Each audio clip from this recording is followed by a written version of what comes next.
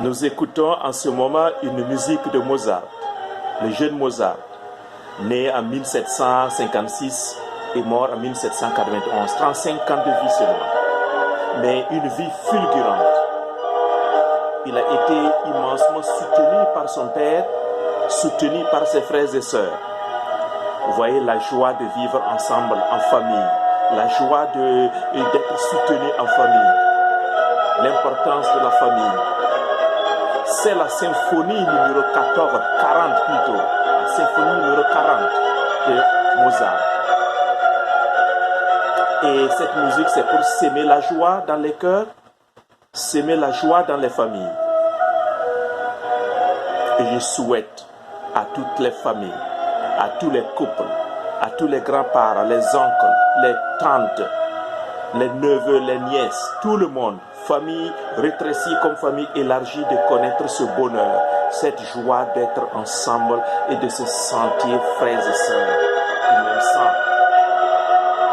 Alors, écoutez un peu cette musique encore.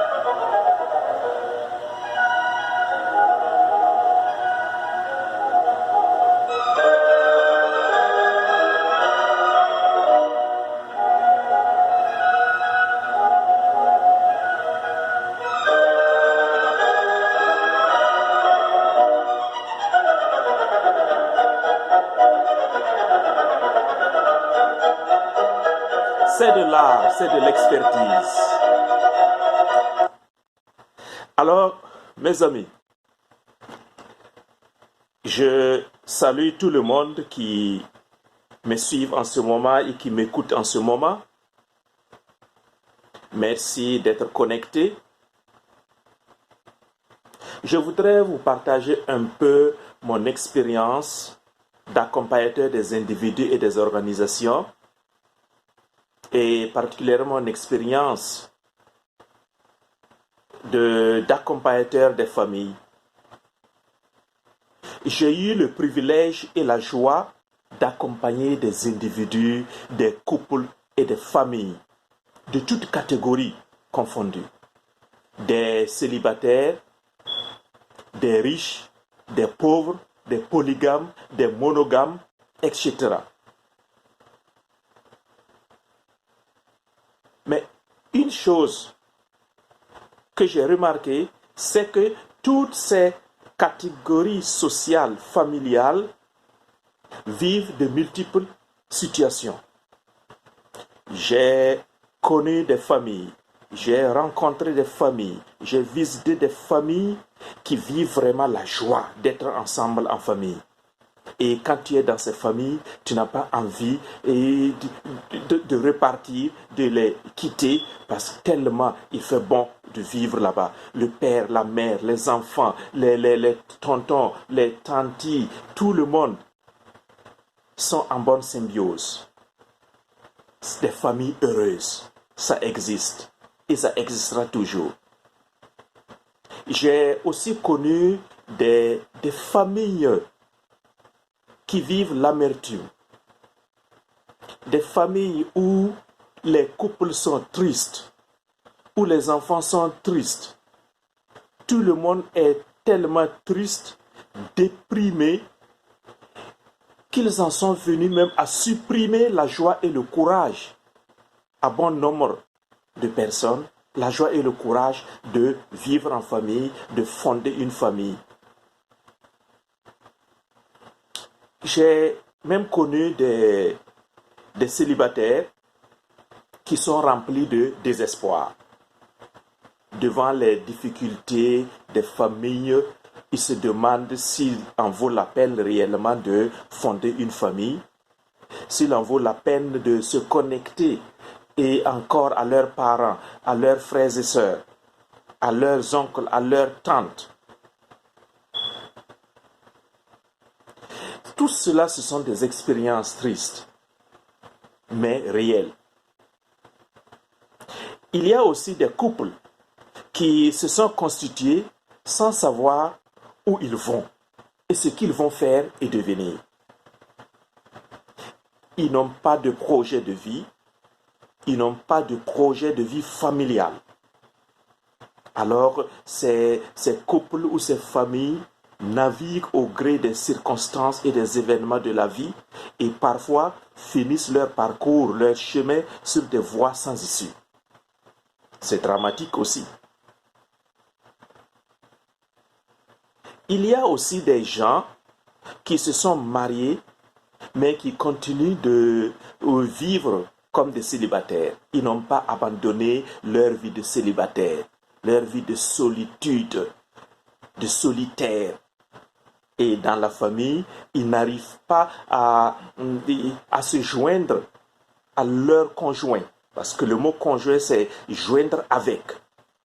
Ils n'arrivent pas à faire cette combinaison, cette symbiose-là, en laissant leurs habitudes célibataires. Et tout cela n'est pas à donner à créer une vie heureuse. D'autres expériences que j'ai rencontrées dans différentes familles, c'est la gestion des différences et des projets personnels. Le père est différent de la mère et vice-versa. Parmi les enfants, chaque enfant est spécifique. Et ces différences ne sont pas faciles à gérer et beaucoup faillissent là. Et c'est triste. Et regardez aussi un autre paradoxe. Des hommes formés au management des organisations ou à la gestion des projets. Ils rencontrent eux aussi des difficultés quant à la gestion de leur famille. Vous voyez, il ne s'agit pas d'avoir un niveau intellectuel très élevé pour pouvoir gérer une famille, pour pouvoir vivre heureux dans une famille, pour entretenir une famille. Non. Il y a d'autres compétences que peut-être nous n'apprenons pas à l'école. Mais ces gens qui se disent intellectuels, ils connaissent le succès à l'entreprise économique, le succès dans leurs services administratifs. Mais dans leur propre famille, ils vivent un échec cuisant. Un échec cuisant dans la relation intime au foyer, dans la relation avec leurs enfants, dans l'éducation de leurs enfants. Je me suis posé beaucoup de questions. Comment faire? Parce que ce paradoxe crée une dichotomie dans la vie de beaucoup de gens. Vous voyez, lorsque je parle de famille, il ne s'agit pas seulement de famille rétrécie, où il y a père, mère et enfants. Je parle aussi de famille élargie, où il y a grand-père, où il y a grand-mère, où il y a tante, où il y a oncle, où il y a neveu, où il y a nièce, où il y a cousin, où il y a cousine, etc. Tout ce monde fait partie de la famille. C'est ainsi que je conçois. Et chacun d'entre nous est issu d'une famille. Parmi vous qui m'écoutez, il y en a certainement qui ont fondé leur propre famille aussi. Il y a d'autres qui cherchent à fonder leur famille. Mais avant de fonder ta propre famille, tu es issu d'une famille, tu es un frère d'une famille, tu es un fils d'une famille, tu es une fille d'une famille, tu es une sœur d'une famille. Et ma question est comment est-ce que nous entretenons toutes ces relations familiales, que ce soit dans ma famille restreinte ou dans ma famille élargie.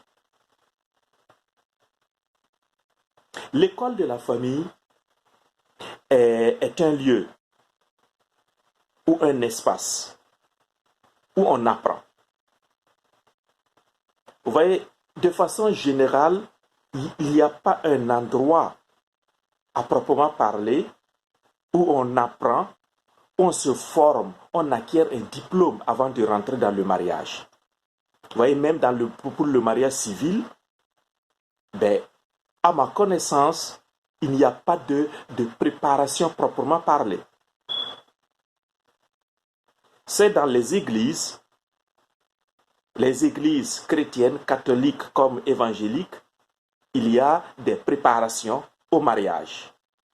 Mais ces préparations aussi arrivent parfois à la dernière minute. L'Église catholique, dans son droit canonique, parle de deux types de préparation, la préparation lointaine et la préparation immédiate. Mais combien de gens suivent cette préparation lointaine? Il y a dans les pays développés, certes, des parenting classes, c'est-à-dire des cours qui sont donnés à des parents ou à des enfants. Mais souvent, ces cours aussi arrivent lorsqu'il y a déjà un problème dans la famille, et ces cours sont là pour répondre, pour apporter une solution spécifique à un problème. Moi, je remonte en amont parce que je suis dans la prévention. C'est pourquoi, dans l'école de la famille, je voudrais que nous nous engagions à apprendre. On ne connaît pas tout de la vie de famille. C'est très complexe. Chacun a ses expériences personnelles ou ses expériences familiales, mais il faut apprendre. Donc l'école de la famille Ephata est là, est une occasion où on va partager des connaissances, on va partager des expériences positives, on va partager des outils, on va partager des témoignages et on va aussi animer des prières, car si le Seigneur ne bâtit la maison, c'est en vain que travaillent les ouvriers.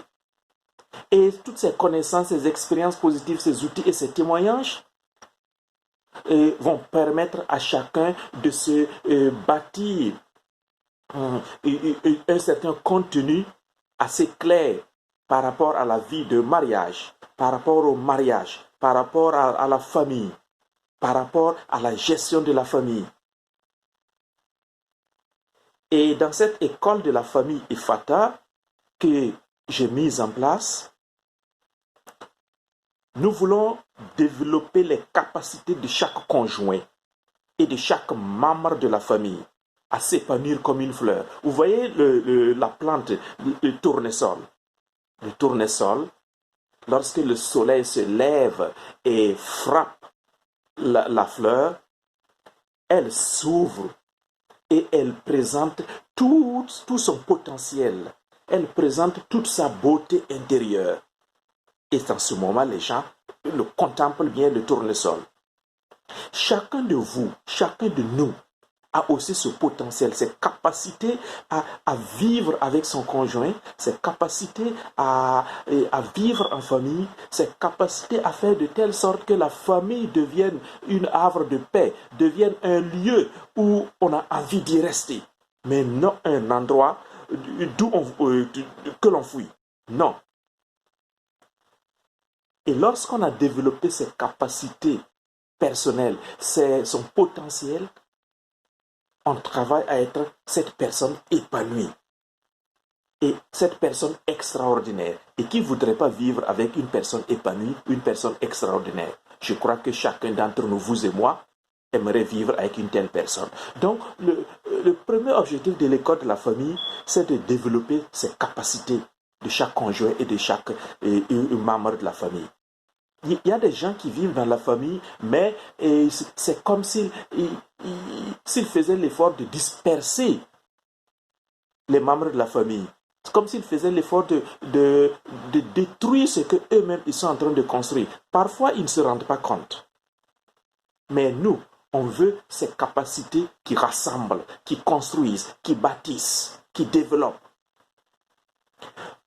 Le deuxième objectif de l'école de la famille Ephata, c'est de susciter une nouvelle génération de leaders pour la famille et pour le mariage. Je parle bien de leadership familial et de leadership matrimonial. Des leaders. On a souvent parlé de leaders pour les entreprises, des leaders pour les organisations sociales, les syndicats, etc., leaders politiques. Ici, nous parlons de leaders pour la famille et le mariage, c'est-à-dire des gens, des hommes comme des femmes, qui sachent mobiliser leurs conjoints et les autres membres de la famille pour les conduire vers des destinées meilleures. Des gens qui s'investissent dans la famille pour gérer les conflits, pour promouvoir la paix dans les familles, pour y instaurer un climat d'amour pour le bien-être de tout le monde. Ce sont ces genres de leaders que nous voulons susciter. De tout un mouvement, un grand mouvement de leaders. Il y a des gens qui ont pu démontrer par l'exemple qu'il est bon de fonder une famille, comme je l'ai dit tantôt, qu'il est bon de vivre dans une famille. Ces exemples existent. Et à travers les vidéos à venir, nous allons parler de ces bons exemples aussi. Mais cela n'est pas suffisant. Ce n'est pas parce que ces exemples existent que nous allons nous croiser les bras. Non. Chacun de nous peut être ce bel exemple dans la famille. Chacun de nous peut être cet homme, cet enfant, ce garçon, ce mari, ou cette épouse, ou cette fille qui apporte, qui met du sien pour apporter le bonheur dans la famille. Il en faut une armée de foyers brûlants d'amour véritable pour embrasser le monde entier, et créer ainsi des familles heureuses, des familles joyeuses. Alors, je lance un appel à travers cette vidéo de l'école de la famille Ephata. Vous tous qui suivez cette vidéo, mon appel est que nous créons cette communauté des familles heureuses, que nous nous engagions, chacun à son niveau personnel, à jouer un rôle de leader dans sa famille, que ce soit en tant que conjoint, que ce soit en tant qu'époux, en tant qu'épouse, en tant qu'enfant, en tant que garçon, en tant que fille, en tant qu'oncle, en tant que grand-père, en tant que tante, cousin, cousine, etc. Que chacun s'engage à jouer ce rôle prépondérant pour que sa famille puisse connaître cette joie de vivre ensemble là. Alors c'est l'appel que je vous lance. Et j'ose croire que vous allez vous abonner nombreux à cette chaîne de l'école de la famille Ephata. Et que ensemble nous allons apprendre, nous allons nous encourager, nous allons prier les uns pour les autres, nous allons nous motiver pour créer ce genre de famille auquel chacun d'entre nous rêve. Alors, je vous souhaite beaucoup de courage, vous qui m'écoutez, ceux qui connaissent des situations terribles et douloureuses dans la vie de famille, je vous souhaite beaucoup de courage. Et abonnez-vous à cette chaîne de l'école de la famille Ephata, partagez vos expériences. Nous allons vous donner aussi des outils. Ceux qui connaissent déjà la joie, on ne fera que expérimenter davantage cette joie et la répandre partout. Être des leaders de la famille, être des missionnaires pour la famille. Bon courage à tout le monde et à bientôt.